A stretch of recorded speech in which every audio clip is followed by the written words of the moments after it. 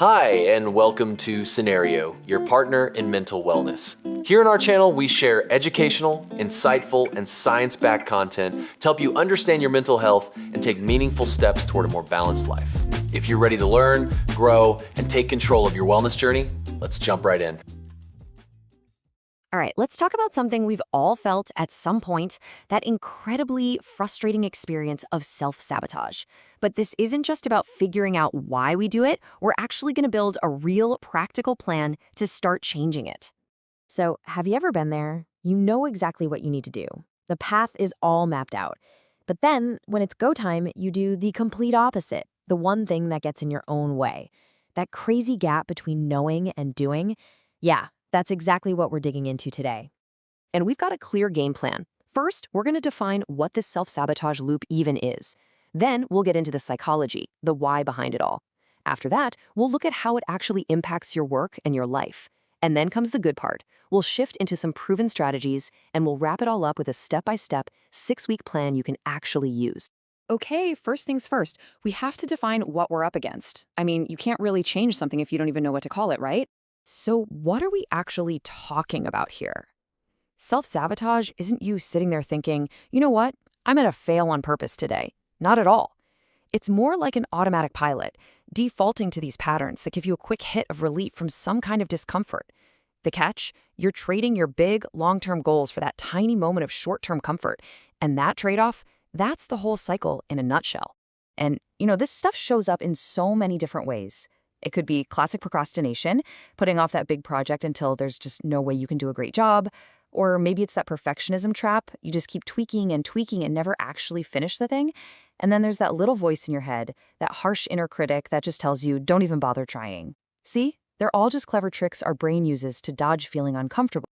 So here's the really crucial part. Just becoming aware of your specific pattern, that's a huge win. It's that aha moment when you can catch yourself and go, oh, wait a second, there's that perfectionism thing again. Just by naming it, you create this little pause, this tiny bit of space between the urge and the action. And in that space, that's where you get to choose to do something different. Okay, so that's the what. We know what the pattern looks like. But if we really want to break the cycle for good, we've got to dig deeper and understand the why. What is actually making us do this stuff? And this is where it gets really fascinating. At the core of all this is a weird paradox. It's often driven by two fears that seem like opposites. On one hand, you've got the fear of failure. That one's pretty easy to get, right? If you don't give it your all, you can always say, well, I could have done it if I'd really tried. It protects your ego. But then there's the fear of success, and that one's sneaky. Because, success means new pressures, more people watching you, higher stakes. And honestly, sometimes messing things up can feel way safer than having to live up to all of that. And this is how our brains kind of trick us into staying stuck. When what we're doing doesn't match up with what we say we want, it creates this mental friction, this discomfort. To make that feeling go away, our brain starts making up stories. It rationalizes.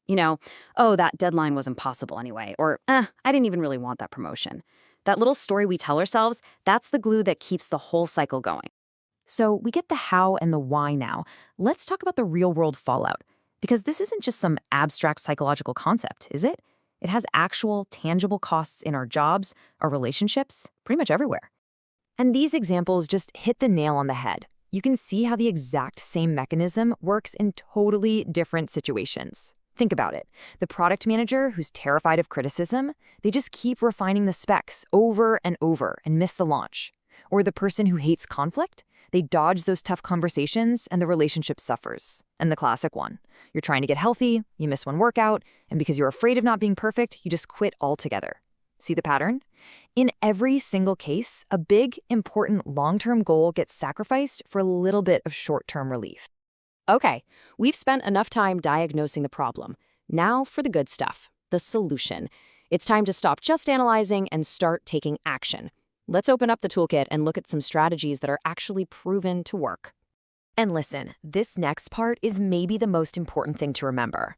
Just knowing why you do something, it's not enough. It's a great first step, but it won't change anything on its own.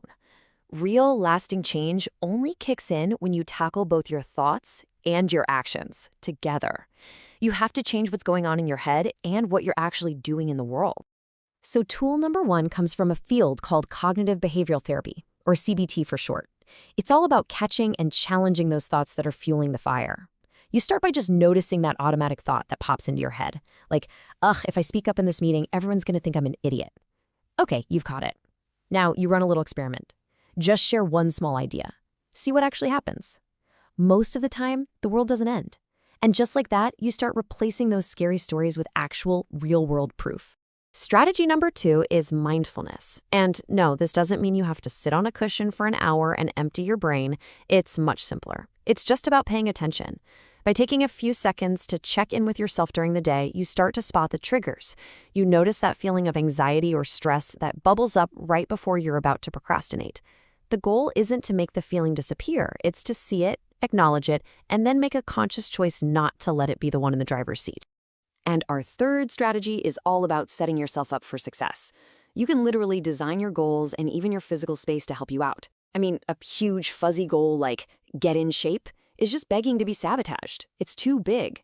But what about a tiny goal, like I will walk for 15 minutes after lunch on Monday?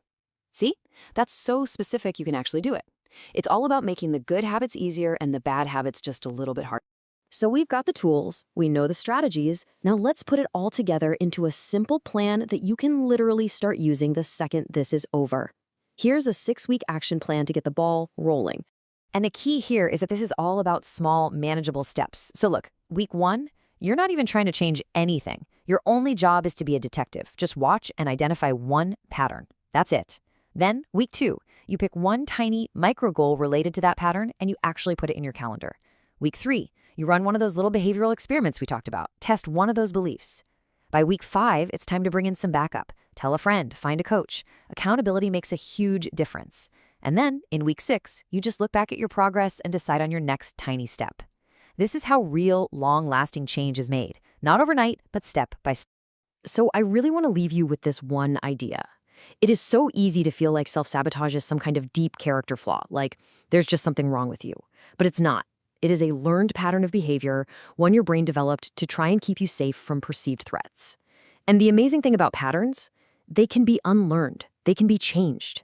So the real question isn't if you can change. It's which new, better pattern are you...